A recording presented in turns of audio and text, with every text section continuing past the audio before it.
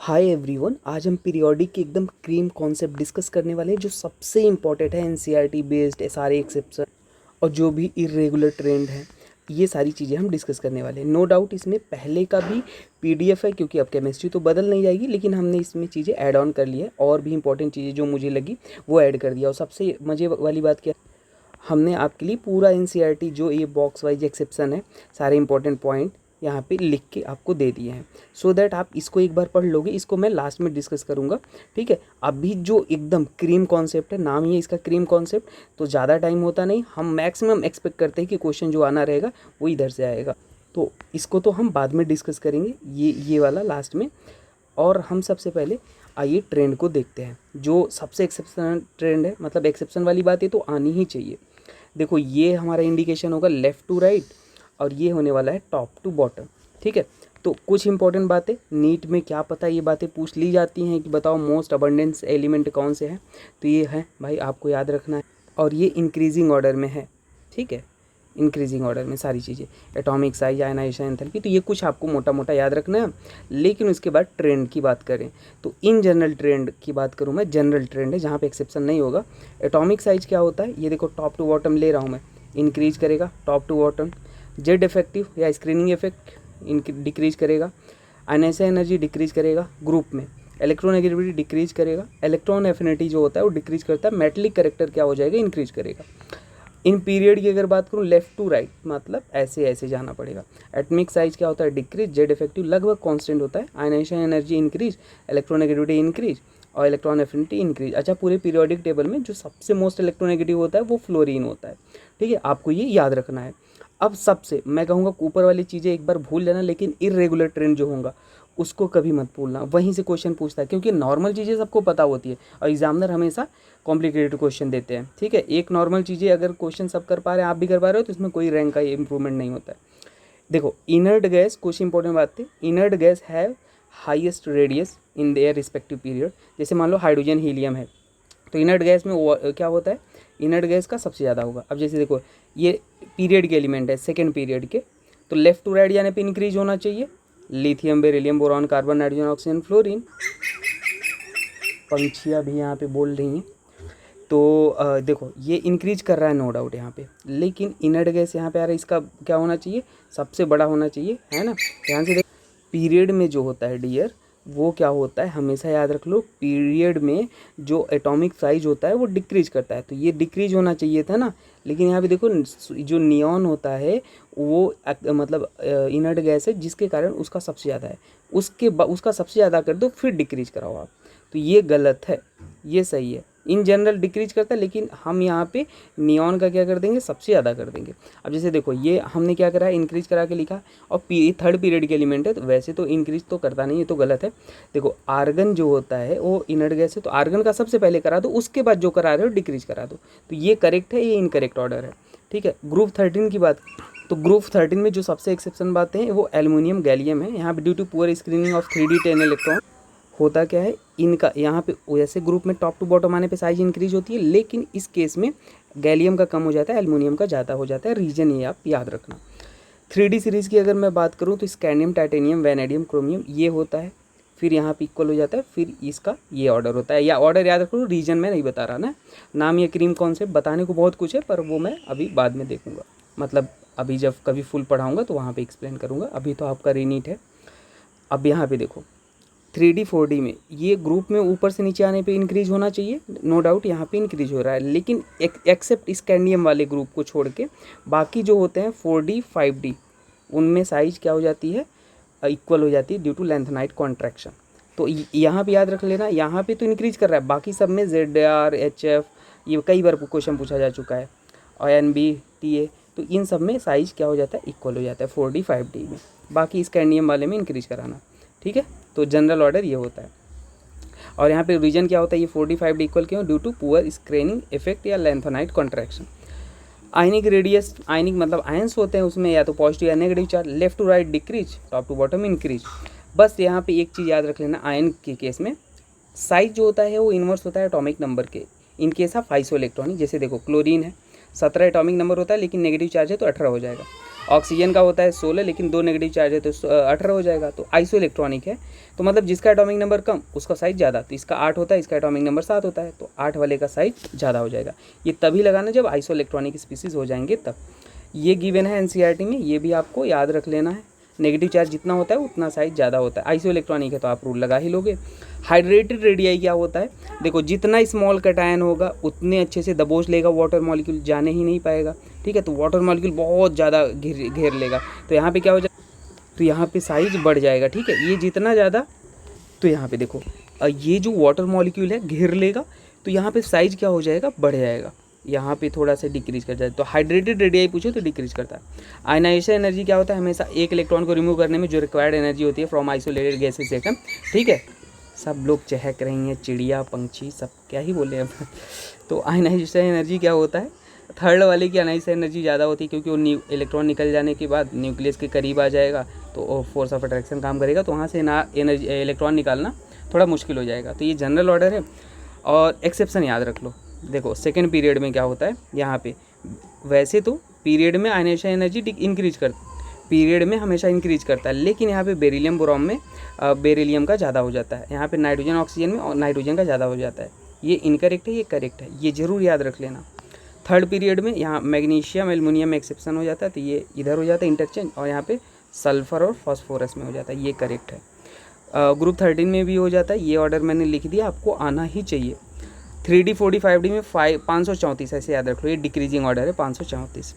Electron gain enthalpy, एक electron को accept करने में जो एनर्जी रिक्वायर्ड होती है ना। तो यहाँ पे देखो भाई एनर्जी रिलीज भी हो सकती है और गेन भी हो सकती है, दोनों यहाँ पे पॉसिबल है। तो देखो सेकेंड पीरियड में ये ऑर्डर होता है, इलेक्ट्रॉन गेन एंथैल्पी, एक इलेक्ट्रॉन को लिया गया तो यहाँ पे ये आएगा नेगेटिव, तो फर्स्ट इलेक्ट्रॉन गेन एंथैल्पी क्या होता है, नेगेटिव होता है।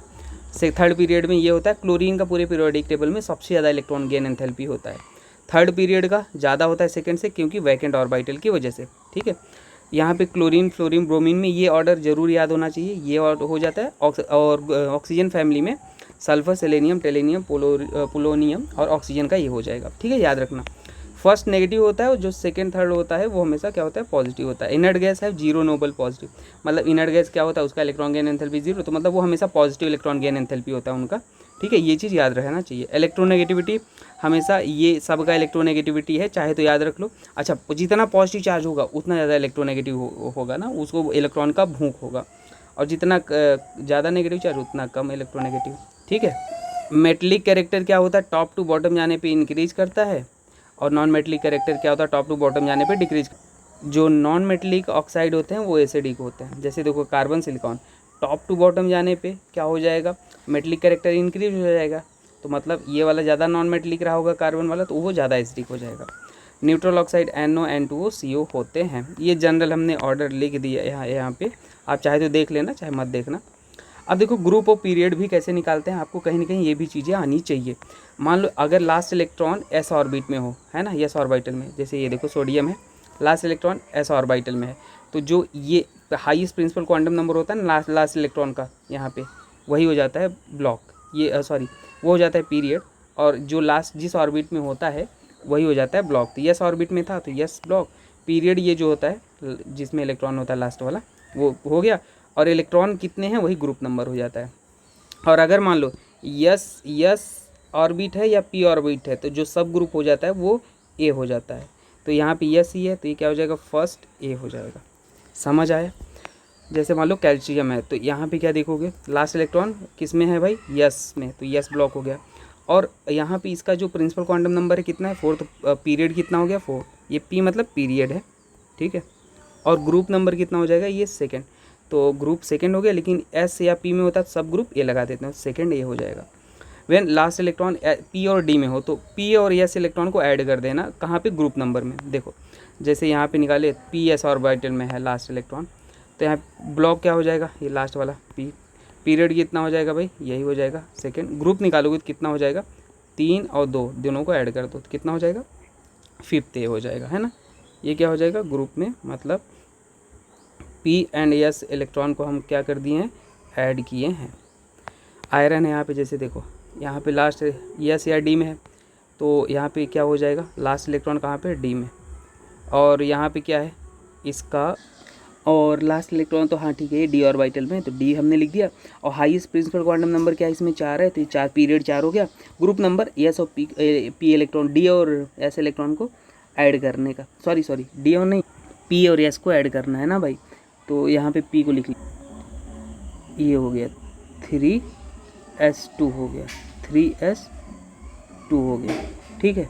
तो एस और पी वाले को ऐड करना है, तो ये हो गया। और पी में अपने पास 6 इलेक्ट्रॉन आएगा, तो 6 2 8, तो ये 8 हो गया।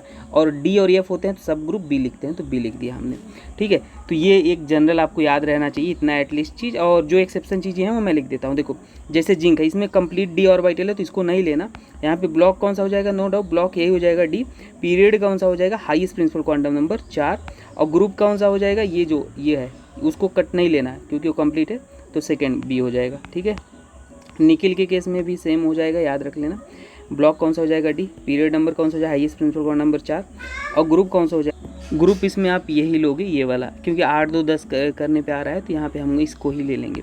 मैं कहूँगा इसको भी आप याद रखो, जब पीरियोडिक टेबल कभी पढ़ाएंगे तो आपको हम बताएंगे। आइए थोड़ी और इंपॉर्टेंट चीज़ें जो वहाँ स्टार्टिंग में हमने लिया था वो देख लेते हैं। देखो ये एनसीईआरटी बेस्ड है, तो ये मैं नहीं पढ़ाने जा रहा। डोबे-रायनर्स ट्रायड्स लॉ पता है ना क्या होता था, कि अगर मान लो 3 एलिमेंट है, एटॉमिक वेट के इंक्रीजिंग ऑर्डर में रखे गए हैं, तो जो ये मिडिल वाले का एटॉमिक वेट है वो फर्स्ट और थर्ड का मीन ले लो आप, वो उसके इक्वल हो जाएगा। देखो यहाँ पे, ठीक है। तो ये आपको याद रख लेना है। इसके डीमेरिट थे कि केवल कुछ ही एलिमेंट के लिए एप्लीकेबल था। फिर न्यूलैंड्स का रूल है, ये डेट वगैरह याद रख लेना नीट में, ठीक है। और क्रिटिकल एनसीईआरटी एक्सेप्शन क्या है, लिमिटेशन, कि ये ओनली कैल्शियम तक एप्लीकेबल था, न्यूलैंड का जो रूल आया था। फिर लोदर मेयर्स एटॉमिक करवाया, इसके इंपॉर्टेंट पॉइंट याद रख लेना। कभी कभी स्टेटमेंट में असर्शन रीजन में कहीं ना कहीं दे सकता है। तो ये सारे जो स्ट्रांगली इलेक्ट्रो पॉजिटिव एलिमेंट होते हैं, वो एक कर्व होता है, उसमें वो टॉप पे होते हैं, पीक पे ऑक्यूपाई करते हैं। अल्कलाइन अर्थ मेटल होते हैं, वो डिसेंडिंग पोजीशन में होते हैं। हैलोजन जो होता है असेंडिंग पोजीशन में होते हैं, ठीक है। मेंडलीव पीरियोडिक लॉ वो किस पे बेस्ड था, ध्यान से देना। तो इनके अकॉर्डिंग जो केमिकल और फिजिकल प्रॉपर्टी था वो किस पे बेस्ड था, एटॉमिक वेट पे बेस्ड था। तो इनके भी कुछ क्या थे, मेरिट थे, डीमेरिट। तो एक चीज़ आप याद रख लेना, इक्का बोरॉन किसे बोलते हैं, स्कैंडियम को, है ना। इक्का एल्युमिनियम इसको बोलते हैं, इक्का सिलिकॉन इसको बोलते हैं, ठीक है। कुछ इंपॉर्टेंट चीज़ें हैं, बाकी ये चीज़ें आप पढ़ो या ना पढ़ो कोई दिक्कत नहीं है ना। लिखा है एनसीईआरटी बेस पर, मैं इसको अभी नहीं बता रहा आपको। और मॉडर्न जो पीरियोडिक लॉ आया वो किस पे बेस्ड था, एटॉमिक नंबर पे बेस्ड था, ठीक है। बाकी मैं पीडीएफ दे दूंगा, आप पढ़ लेना। जो भी प्राइवेट क्लास के स्टूडेंट है हमारे, है ना, ये प्राइवेट क्लास के लिए मैं बना रहा हूँ, पर फ्यूचर में क्या पता यूट्यूब पे भी अपलोड करना पड़े तो मैं कर दूंगा, ठीक है। तो देख बाकी ये सभी चीज़ें आपको पता था। अच्छा, जिसका एटॉमिक नंबर 100 से ज़्यादा था उसके लिए आईयूपीएसी नेम बनाया गया था, रूल। इसके भी एक्सेप्शन है, मैंने एक्सेप्शन यहाँ पे नहीं लिए हैं, ध्यान से देखना। 0 के लिए नील बोलते हैं, 1 को अन बोलते हैं, 2 को बाई, 3 को ट्राई, ये आना चाहिए। कभी कभी क्वेश्चन पूछ लेता है ना, जैसे 101 लिखा गया है, ठीक है। तो 1 को क्या बोलेंगे, अन, 0 को नील बोलेंगे और 1 को अन बोलेंगे, और लास्ट में IUM लगा दोगे तो इसका नाम क्या हो जाएगा, यूनिलिनियम। और इन शॉर्ट लिखोगे तो ये हो जाएगा ना, ऐसे ये शॉर्ट में आपको आने चाहिए। नेक्स्ट है SPDF ब्लॉक, ये तो मैंने आपको बता ही दिया, ग्रुप पीरियड कैसे निकालते हैं। अल्कली अर्थ मेटल जो होते हैं हाईली रिएक्टिव होते हैं। वैसे S ब्लॉक तो हट गया है, पर ये पीरियोडिक टेबल में पूछ सकते हैं, तो इसलिए आप इसको याद देख सकते हो। D ब्लॉक का इलेक्ट्रॉनिक कन्फिग्रेशन ये आना चाहिए आपको, ठीक है, ये पूछता है। हाँ, NCERT डेफिनेशन एक्सेप्शन है कि zinc, cadmium, mercury, general formula इनका ये होता है, और उनके d ऑर्बिटल कम्प्लीटली फिल्ड होते हैं, ठीक है। तो they are not consider as a transition element although they belong to the D block. F block का ये जनरल कॉन्फ़िगरेशन कभी कभी पूछा जाता है। लेंथोनाइड यहाँ से यहाँ तक होता है, एक्टिनाइड यहाँ से यहाँ तक होते हैं, ठीक है। और भी चीज़ें हम देख लेते हैं, ये रेडियस और DS तो ठीक है, हाँ ये सब तो हमने बता दिया, साइज और इसकी सारी चीज़ें। आयनिक रेडियाई ये है, आप देख लेना। आइसो इलेक्ट्रॉनिक अभी मैंने लिख ही दिया था, आयनाइजेशन एंथैल्पी बता दिया था, डन। हाँ, पेंट्रेशन इफेक्ट ये होता है SPDF, ये नीट में कई पहले पूछा जा चुका है। NCERT एक्सेप्शन देखो, ये तो अभी बताया मैंने आपको, जो ट्रेंड में बेरिलियम का, बोरॉन का ज़्यादा होता है ना, वहाँ पे स्टेबिलिटी का रूल आ जाता है। नाइट्रोजन ऑक्सीजन का भी बता दिया। तो ये बस ऐसे ही था, मैंने आपको दे ही दिया है। ये चीज़ें भी याद रख लो कि ऑक्साइड्स ऑफ एलिमेंट है ना, ये स्ट्रांगली बेसिक होते हैं, और क्या होता है, एसिडिक होता है स्ट्रांगली अगर आए तो, ठीक है। जो दोनों होते हैं वो एम्फोटेरिक, ये देखो ये याद रखना, बेसिक ऑक्साइड ये वाले होते हैं, एम्फोटेरिक ये वाले होते हैं, एसिडिक ये वाले होते हैं। मोस्ट इंपॉर्टेंट है, इसको मत भूलना, पहले बता रहा हूँ ये, और ये याद रख लेना ये बातें, BF4 माइनस AlF6 क्या होता है, expand it using vacant D orbital, ठीक है। तो ये आपको कोवेलेंसी एक्सपैंड कर सकता है, याद रखना ये डायगोनल रिलेशनशिप, ठीक है। ये मुझे उतना इम्पोर्टेंट नहीं लगता है, बाकी मैंने आपको सारी चीज़ें बता दिया है। तो बस इतना चीज़ अगर आप याद रखते तो डेफिनेटली अच्छा स्कोर करोगे। और हाँ, मैं आपको बता दूं, जो लोग नए हैं उनको इन्फॉर्मेशन देता हूँ कि भाई 2025 का तो पेपर हमने विद इन 2 मंथ जो पढ़ा है वही है। अब 2026 का भी मैच करा दिया, कॉन्सेप्ट पैटर्न फॉर्मेट जो था बिल्कुल मैच था, जाके देख लेना। ये पूरा का पूरा 2026 जो पेपर हुआ था, और एक सोर्स नहीं, 4 5 सोर्स से मैंने मैच कराया जो विद इन 2 मंथ पढ़ा है। तो ये पूरा 1 घंटे का वीडियो है, जाके देख लेना जिसको अगर देखना। तो बस इसलिए बता रहा हूँ कि आप कहीं इधर उधर ना भटको, जैसा मैं बोल रहा हूँ वैसा फॉलो करो। आप कहोगे सर क्या क्या पढ़ाया था, तो प्लेलिस्ट चेक करो, 5 स्टेप स्ट्रेटजी क्या होता है उसके बारे में जानो। पहला स्टेप था क्लासिक 1 शॉट, दूसरा स्टेप था सुपर 45, एक ऐसा 45 क्वेश्चन जो पूरे के पूरे चैप्टर को कवर करता है, हर वैरायटी प्रॉब्लम। तीसरा स्टेप था 25 most expected question chapter wise, जो कि लास्ट ईयर कराया था। फोर्थ स्टेप था संडे स्पेशल टेस्ट, और उसके बाद 5th स्टेप था गेस पेपर। और अभी तो फ्यूचर 45 भी आ गए, हमने रीनीट के लिए फ्यूचर 45 सीरीज लॉन्च किया है, फ्री ऑफ कॉस्ट है यूट्यूब, आप जाके देखो। फ्यूचर 45 पे एक अलग लेवल के क्वेश्चन आपको मिलेंगे। इतना वैरायटी करने के बाद मुझे नहीं लगता आपको और कुछ करने की ज़रूरत होती है। और जो सुपर 45 कर रखा है फिर तो मतलब क्वेश्चन ही नहीं बचे कुछ। गेस पेपर हमने कराए हैं 10 गेस पेपर अलग लेवल की, इसको भी कर लो पूरा केमिस्ट्री। तो आप में से कई लोग बहुत कन्फ्यूज होंगे कि मैं क्या क्या करूँ अभी रीनीट के लिए। तो देखो इसका कन्फ्यूजन दूर कर देता हूँ भाई। पहले तो बता दूँ, जो क्वेश्चन आएगा वो 5 स्टेप से बाहर नहीं जाएगा, और जो फ्यूचर 45 अभी चल रहा है पहले बता दूँ। लेकिन अभी आपको अगर सारा कुछ करना तो पॉसिबल है नहीं। टॉप मोस्ट प्रायोरिटी क्या रखनी चाहिए आपको, ये हमारे प्राइवेट क्लास वाले जो स्टूडेंट हैं, ये प्राइवेट लेक्चर आपको देख लेने हैं। ये प्राइवेट क्रीम लेयर जो चल रहा है इसको देख लेना है, क्योंकि ये चैप्टर का कोर पॉइंट है। मतलब होता है ना कभी कभी कि क्या पढ़े क्या ना पढ़े, तो ये बस इतना पढ़ो जितना मैंने पढ़ा है। उसके बाद सुपर 45 सबसे टॉप पे रखना, सुपर 45, ठीक है। उसके बाद अगर टाइम रहता है तो 25 most expected question chapter wise करना, जो लास्ट ईयर कराया था। फिर उसके बाद अगर वो कर लिए आप, तो चाहे फ्यूचर 45 फॉलो करो, गेस पेपर के लिए टाइम है तो फॉलो करो, जो टाइम है वो फॉलो कर सकते। तो डेफिनेटली क्वेश्चन कहीं से बाहर से और नहीं आ सकता। बाकी टेस्ट हमारे प्राइवेट जो स्टूडेंट है आपके लिए टेस्ट हम कोशिश करेंगे करा देंगे, और ये सिलेबस जल्दी से कंप्लीट हो जाएगा। और बाकियों के लिए भाई टेस्ट 100 रुपीज़ है टेस्ट। बाकी जो और कोई ज्वाइन करना चाहता है आप ज्वाइन कर सकते हो, ठीक है। कुछ भी डाउट रहा तो कमेंट कर देना, हम बता देंगे। बाकी मिलते हैं नेक्स्ट वीडियो में। Thank you.